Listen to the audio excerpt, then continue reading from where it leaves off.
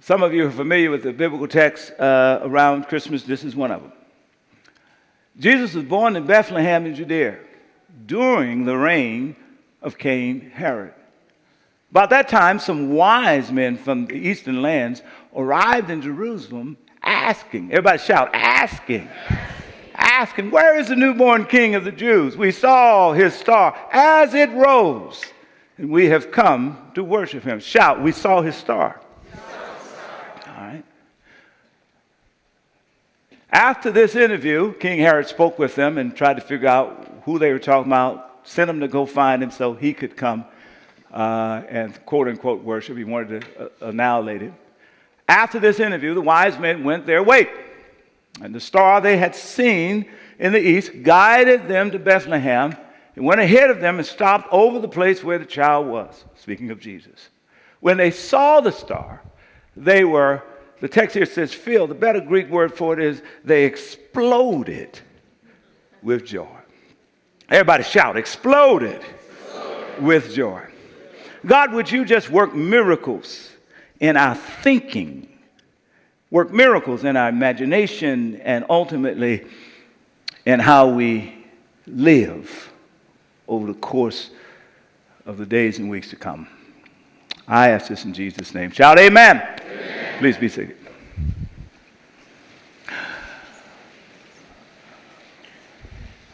So I want to start off by talking just a little bit about last weekend in the context of this series that we're talking about, Recapturing the Wonder of Christmas, which is really is a springboard for me to really talk about recapturing the wonder of life. And the first thing I want to do is just give God praise for all of you guys. I know that some of you are guests, and so you're just hearing about this. Others of you had some other responsibilities that would not allow you to be with us on last weekend. But I want to point out that last weekend, nearly 600 of you in the cold and rain showed up at our two partner schools and did a wide range of projects. I'm going to talk about them in just a minute. I'm going to show you some pictures in just a minute. Everywhere from moving books and supplies as relates to relocating a library, to deep cleaning classrooms, to just doing a variety of things, building spirit fences, et cetera, et cetera, et cetera. That was absolutely incredible for these two schools. Can you just give God a hand praise? So you guys are awesome. So first of all, we had a staff person to go over and above, kind of leading that effort. That was Christina Allo. Can you just celebrate her? We're going to throw her picture up there. All right. Secondly, and even more importantly, are all of the folk who led projects and campuses with tons of leaders. So if you led anything, I want you to stand because I just want to thank you. If you were a part of the last weekend and you were leading in any kind of way, just stand so I can see you real quickly. Do I have any leaders in here? There's one. Come on. Don't be shy. Stand. There we are. Come on, congregation. Celebrate our leaders. Thank you. Yes. You guys are the bomb. All right. Thank you. Have a seat. And if you had an opportunity to actually show up in the rain and in the cold, I want all of you to stand so that we can just give God praise for you. Stand up so we can see who you are. Hey! So proud of you. Thank you so very, very much. This is my church. I love you guys. You guys are the bomb. Also, we happen to be blessed to have one of the principals here of the school, Miss Michelle and her husband. Would you just stand and so that we can see you guys and just celebrate you for being, there they are.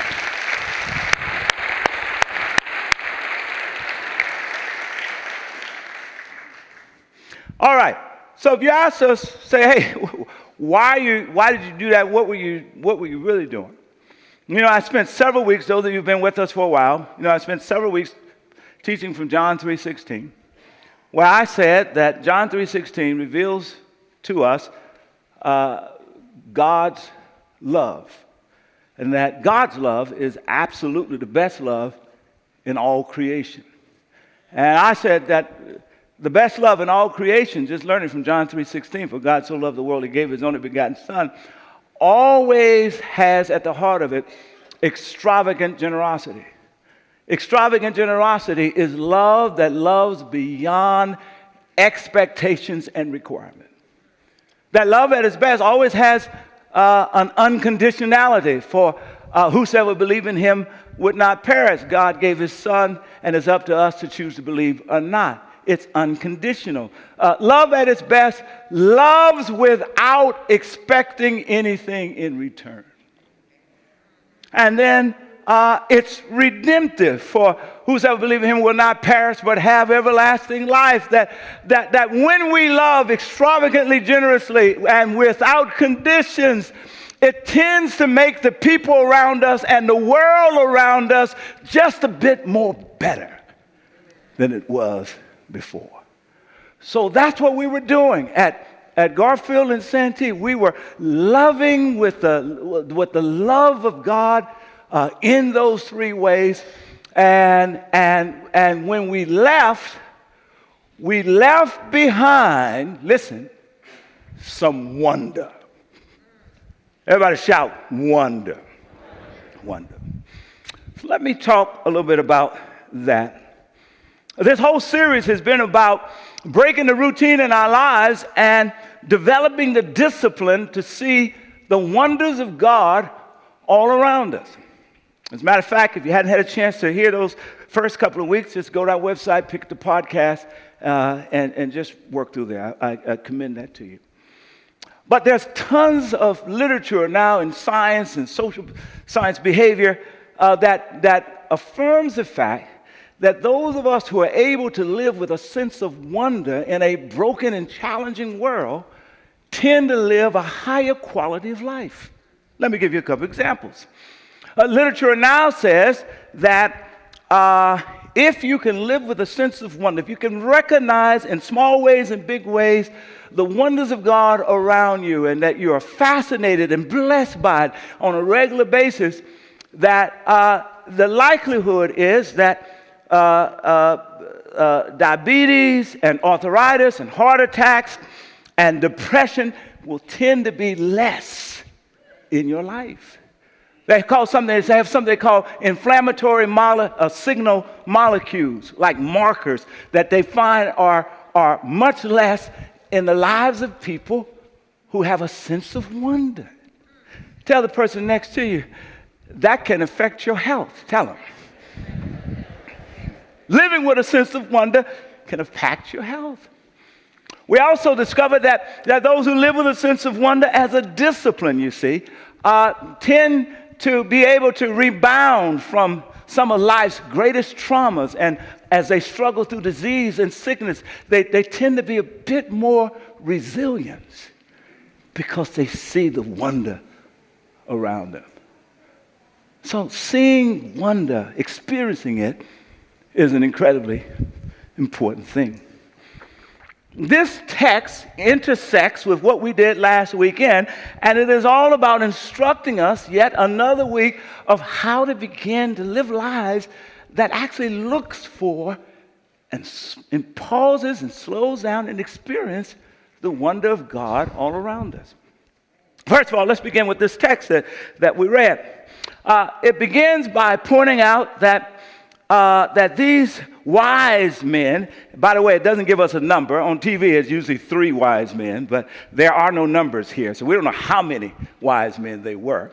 But these wise men came during the era of King Herod. Now, this is the backdrop of this text, right? And then at the center of this text is the star. Everybody shout, the star.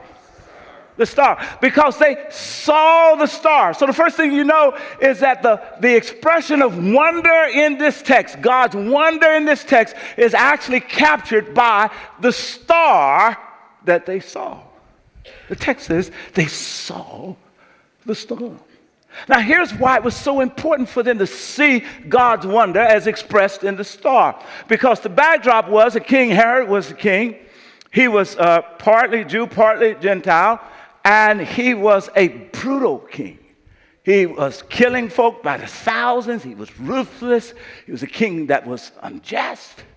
And in addition to that, watch this, that it had been 400 years between Matthew and the last book in the Old Testament since there had been a word from a prophet. And so Israel for 400 years had, in a sense, kind of had to move through life with no evidence. They had no email, no fax, no solid evidence that God was actually with them, that God was still paying attention to them. Now, that's the backdrop. Here's the good news. But then they saw the star. These wise men shout, the star. The wonder of God in the environment. And the moment they saw the star, the wonder of God, reminded those who actually saw it, come on now, that while it might be dark, while it might feel like a hopeless context, that if you see the wonder of God, it means that God himself is in the neighborhood. Come on, you ought to tell somebody, God's in the neighborhood. God's in the neighborhood. I know how it looks on TV. I know about the news and all of the stuff that we're reading about. I know that some of us are walking through sickness and trial. I know that some of us are dealing with grief and loss, and it feels dark and it's hard for you to have a sense of wonder. But I just want to stop by to tell you that embedded in the darkness around you is still an everlasting God who is in the neighborhood.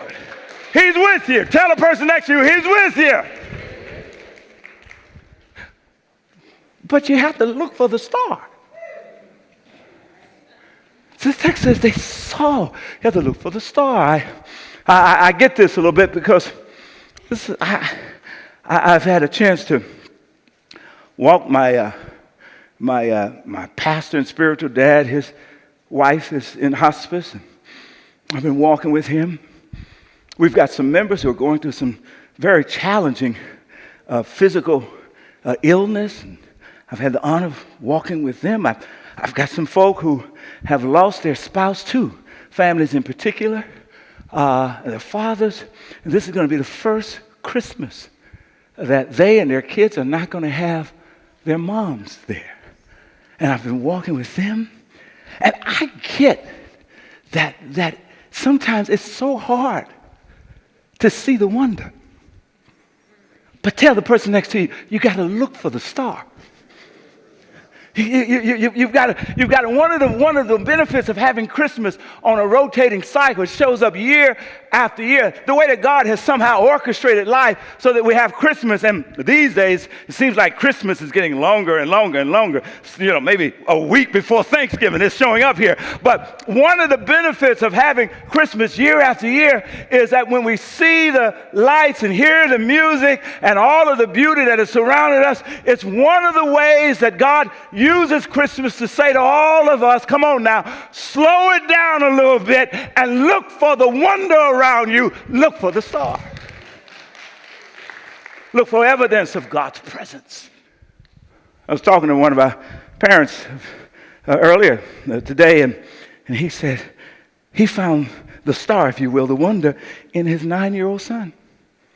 He said that they were working around the house. He was working on a couple of rooms, and he's a carpenter, and they were cutting and sewing, and he looked around. His 9-year-old son was right there keeping up with him, using a power drill and drilling, hammering, and so forth. And so it caught him. He said he stopped for a moment. He said to his 9-year-old boy, he said, "Who are you?"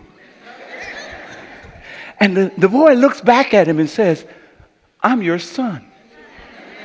Can somebody shout wonder? Come on, celebrate that. That's a wonder. And in that moment, that father who had had a difficult week realized God is with me in the toughness. But you got to look for the star against the backdrop of whatever the challenge is. Shout, I've got to look for it. I've got to look for it. You got to look for it. One way to slow down to look for it, a lot of you are spending some time in prayer every night with your family. I hear reports about it. Congratulations. One mother told me that the way they're working it is they do it around their dinner time. Rather than having an extra prayer, that they extend their grace time around dinner, and they go around and talk about what they're thankful for. And she says she's got a couple of boys, and oftentimes they're hungry at dinner time. So she's learned that God can be flexible. Can you tell the person next to you, God can be flexible? And so she said to them, she recognizes when they're hungry, right? So she said, you know what, let's just go ahead and eat. And by midway the meal, we'll pause and give God some thanks. And the kids say, yes, that's great, that's awesome. And guess what? Midway the meal, when they're kind of full and the food is really good, they got a lot more to give God thanks for. Come on now. Shout wonder. You got to slow it down. Prayer's a way to slow it down. 3 or 4 minutes a day. So the text says they saw the star. They saw God's wonder. Now, what this means is that the wonder popped out. Scientists have tried to, and scholars have tried to figure out exactly what did they actually see. Some people said that perhaps it was the interconnection between a couple of planets that happened in a very unusual way. Others have said that perhaps it was a Halley comet. Others have said perhaps it was a supernova, a star burning out and making its way. And they saw that. But Matthew wants us to know that you can land with any of those, but what Matthew is trying to say is that this wonder, shout wonder, was supernaturally orchestrated, that it was attached, come on now, to the power of God. And we don't have to go far, because even if it was a nova or a Halley, or even if you're just standing on the beach and looking at the ocean, anytime you see wonder, come on now, that jumps out at you out of the environment, it is a reminder not just of the presence of God, but also of the power of God. Supernatural. Now, here's what I want to point out. The wise men who were probably out of Persia, they saw it. If they saw it, other folk could have seen it. Why do we just hear about these? Come on now.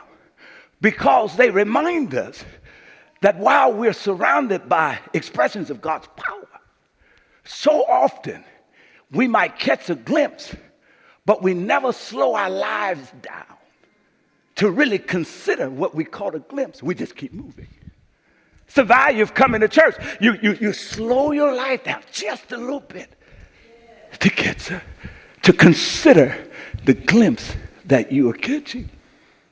The second thing I want to point to in this text is not only did they see the star, but I want you to see, which is a very important piece of experiencing wonder, I want you to see the curiosity in the text.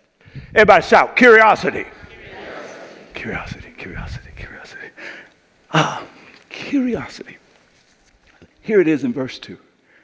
It comes on asking a question. Jesus was born in Bethlehem, verse 2.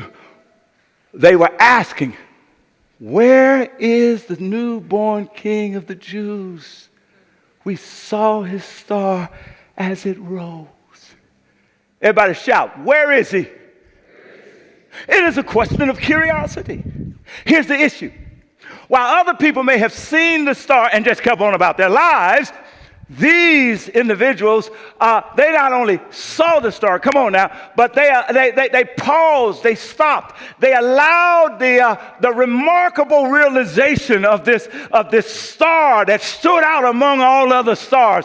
They allowed it to disrupt their routine. They allowed it to cause them to generate some real curiosity about what's behind the star.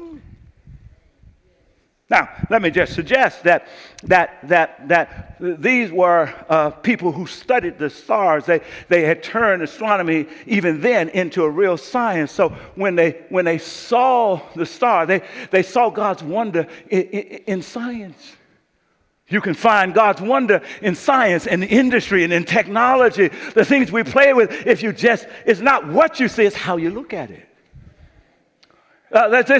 This star was located in the environment. It stood out in the environment. It's a reminder, y'all, that we're surrounded in the environment with God's wonders all the time. And sometimes, come on now, you have to, rather than driving 3 blocks down to the store, leave your car parked and walk 3 blocks and see what you're always missing. Come on now. Or when you're going home, rather than taking the same route home every day, come on now, put on your GPS and pick a different route. And then pay attention to what you're seeing as you're going, because there are wonders all around you. In your environment. And then lastly, we're reminded that there was a hint, a rumor in the pages of history of a king that would be born in Israel that would ultimately have a universal rule over the world. And so these folks found the wonder of God as they studied the pages of history. It's just a reminder that whether you're a scientist or a plumber or whether you are a teacher, studying the pages of history, they are filled with the wonders of God. You just have to have eyes to see them. You got to look for them. All right, so what causes me to look is curiosity.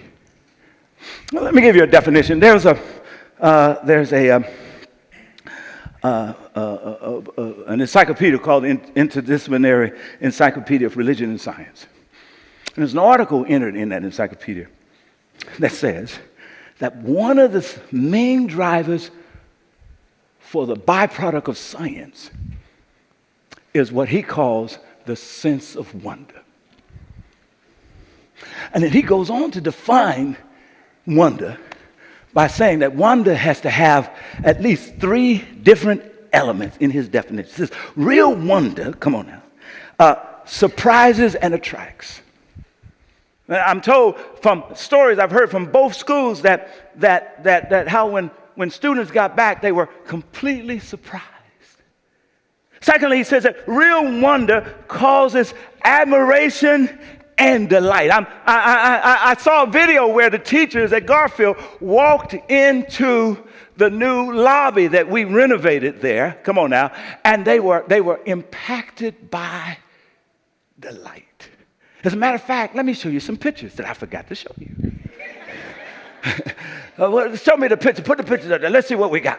All right. Now, this is at Garfield. Watch this. Check this out. This is what this room looked like before. But then, come on now, after the love of God was poured into the room, this is what it now looks like as we brought the furniture, put in a brand new refrigerator, brought a big TV, come on now. And then when the teachers walked into there, can you see the wonder? Can you imagine the wow? Here's another one. Put the other one up here. This is at Santi. Now I love this, one of my favorite deals. This is, of course, the regular bathrooms beforehand. This is what we did with the bathrooms afterwards. We painted all these inspiring sayings. So at Santi, if you want to be inspired, go to the bathroom. Shout wonder. What else we got? Come on. This here is this is the picture we took at Garfield, but they represent all of us who showed up to create the love of God that left behind real wonder. Come on, give God a hand praise.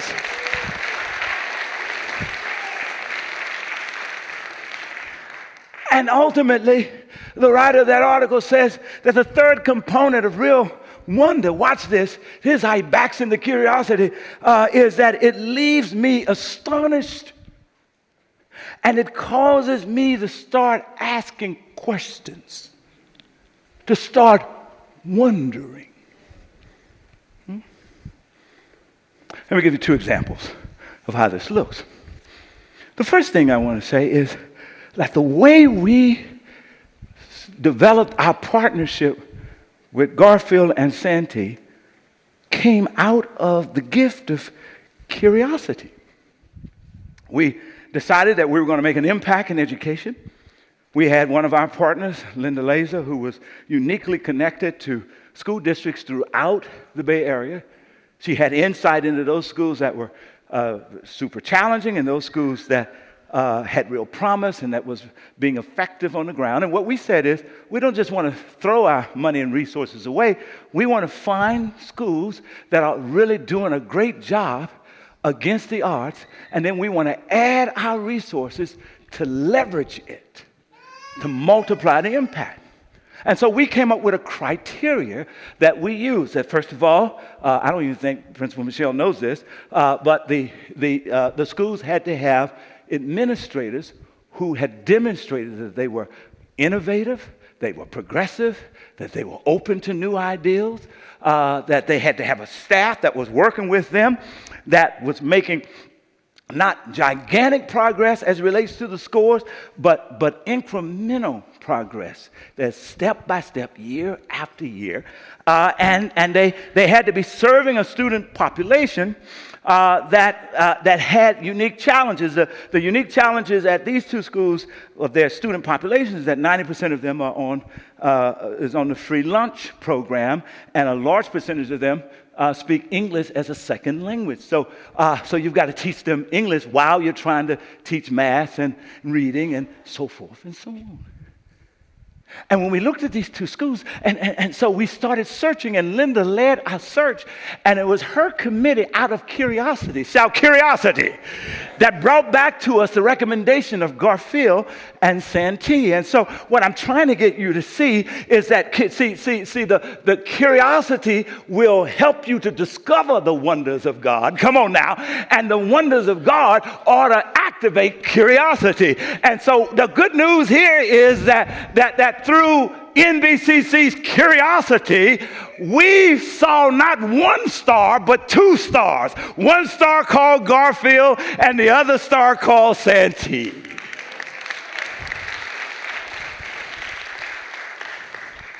Shout, curiosity. Let me give you another example of how when real wonder that is attached to the genuine outpouring of God's love, when it occurs, here's what it looks like. It leads to questioning. I got an email from the principal of Santi, and here's what she wrote. She wanted to thank us for a number of gifts, but one of which is what she calls the gift of literacy. She says, Christmas, like the song says, is the most wonderful time of the year. This proved to be true in the Santi community thanks to the wonderful act of kindness shared upon us by the NBCC family. Students, parents, and staff walked onto the Santi campus on Monday morning to find gift after gift after gift. The first gift students encountered were the lending libraries filled with books. Let me tell you just a moment what these lending libraries are. That literacy is a big deal, and they're trying to drive literacy. So rather than hiding great books in a library and trying to convince the students to go, they asked us, and we were happy to do it, we built portable libraries so that you could move the libraries, y'all ain't listening to me, to where the students are. In their classroom, in the reception hall where they hang out at. Come on, outside of the building. And that the books that we filled them with were not just, they called it a lending library. It was to stimulate curiosity and literacy with the students, but they were also made available to the community because a lot of these parents are just beginning to learn English, and if their context improve, the kids' context improve. So come on now, so they recognize a need to impact the entire community. Now that's the context with these lending libraries. So watch this. She says, so the first gift was these libraries. So the students quickly gathered around the mobile library and started asking questions. I think we got the picture, you can throw it up there. Here's some of the questions. Shout wonder. It's the questions that they asked. Where these come from? Are books free? Why? Is it because readers are leaders? Are you trying to make us leaders, Miss Marie? Can I take the book home? Can you shout wonder? She writes, I was excited to share with students pictures of the volunteers building the lending libraries from the ground up. I saw in their little faces the joy of knowing, watch this, that there was a whole community out there that cared about them so much as to build something for them. Can you celebrate that? Shout wonder. Wherever the extravagant generosity and the unconditional redemptive love is made real, it creates wonder. Wonder. Something else about wonder. You may imagine this, you may have experienced this. If you're standing on a beach and you see the broadness of an ocean, or you're looking perhaps at the Grand Canyon. I got to stand at the Grand Canyon. It's a mammoth experience. When you're standing in the face of authentic wonder, it makes you feel small. Not in terms of inferiority, but small in terms of you're connected to something larger. That there is a larger plan. That there is did you hear what she wrote? That there is a larger community that is more than just your family at home. It's more than just us. There is a larger community of people who love you. And what I'm excited about, I hope that at some point those kids who become adults will recognize that is even larger than that. Come on now. That there is a God that loves them and that has worked them into the profoundness of his plan for this world, that they have a unique place in it. Shout wonder! All right, let's get back to the text. Now watch what happens to the star. I told you that wherever you see wonder, it is the reminder that God's in the neighborhood. I told you that wherever you see wonder, it is a reminder of God's power that is available to us, even if it is just to get us through a difficult day. But the third thing about the text and wonder as it relates to the star is that the star moved.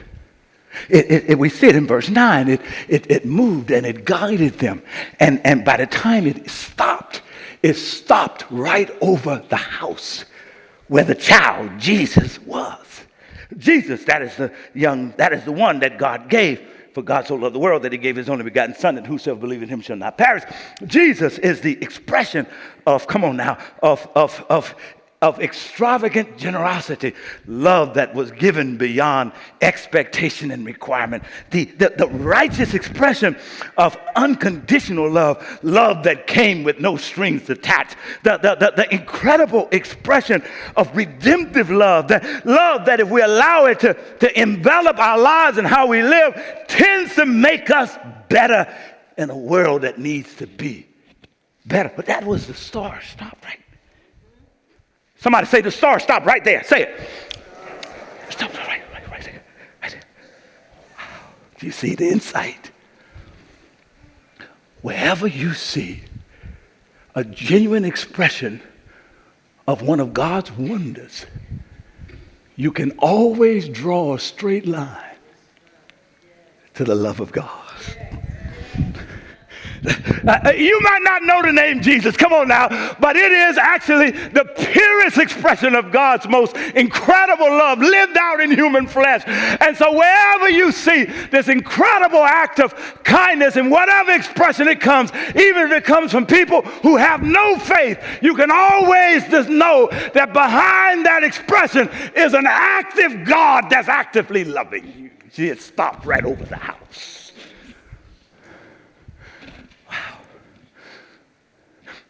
What those kids experienced was real love. Now watch this. When you experience it, it tends to infect you. Ask the person next to you, are you infected with the love of God? Listen, if you're infected, I don't want you to get an antidote. Now, listen. If you truly experience it, and if it comes, so it's one thing if it's a mountain. Because you see the grandeur of the mountain and you say, I can't reproduce that. It's one thing if it's a painting by a grand artist. You see the grandeur of the painting and you say, I can't reproduce that. But it's a whole nother thing. If the remarkable wonder of God's love comes to you through people. Because if it came to you through people, it can flow through you. Oh, you don't believe me. Let me prove it. Let me prove it. I got a note from Garfield. And this was remarkable. This blew my mind. And it's here's what the vice principal wrote me from Garfield. Now, listen to me. Here's what happened. When the kids and faculty came back, some of the faculty worked with us, by the way, and they saw what took place. Garfield was inspired. In other words, they got infected to commemorate what NBCC had done by inaugurating for their 400 plus kids what they call 9 days of giving. 400 plus kids now replicating extravagant generosity that is unconditional and redemptive. Kindergarten up to, I think it's 8th grade. Woo, y'all so excited. Hold on a minute. Let me read to you. So, they're going to do it all the way to the end of this week. So let me give you some examples of what they did. She wrote me notes. So on Friday, watch this. She writes to the faculty, everybody. Today was day 5, this past Friday, of the campaign, and that day was labeled Show Generosity. We are donating our spare change for one day. It's a corn drive to help others in need. The proceeds will go to Life Moves, which happens to be an organization committed to breaking the cycle of homelessness. Now, I want you to catch a visual of that. Yeah, celebrate that. Celebrate that. All right. I want you to catch the visual of what it looks like to be infected.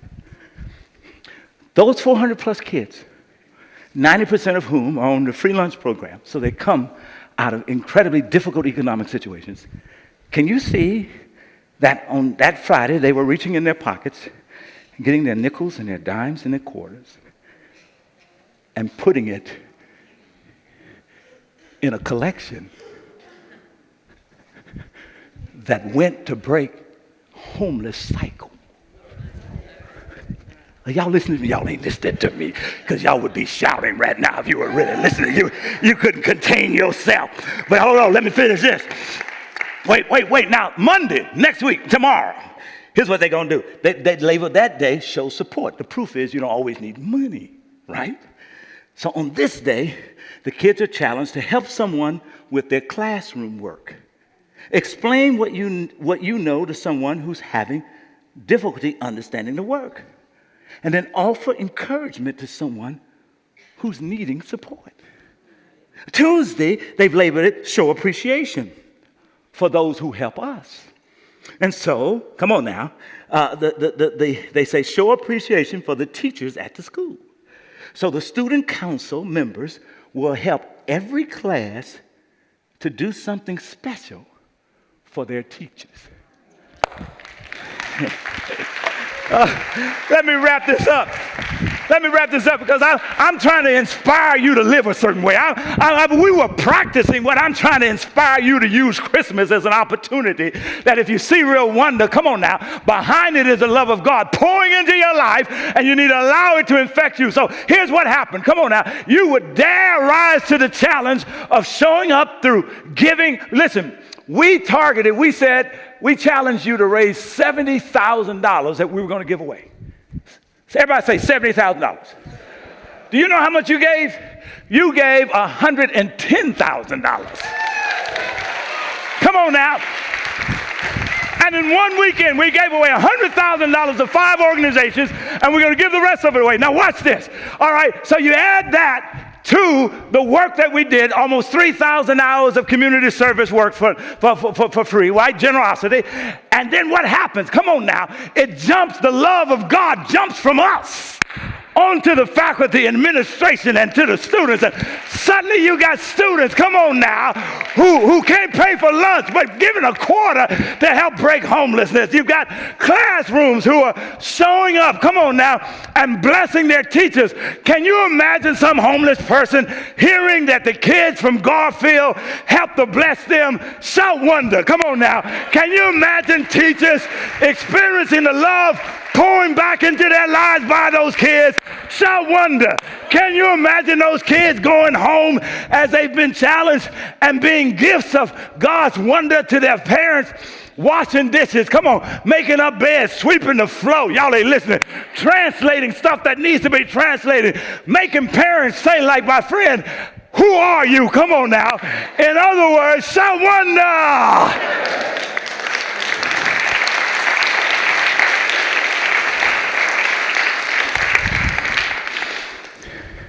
And so all together,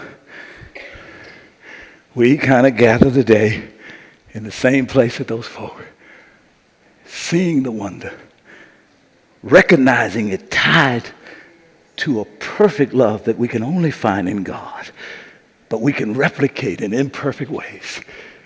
We ought to be exploding with joy. Say amen. Give God a hand praise.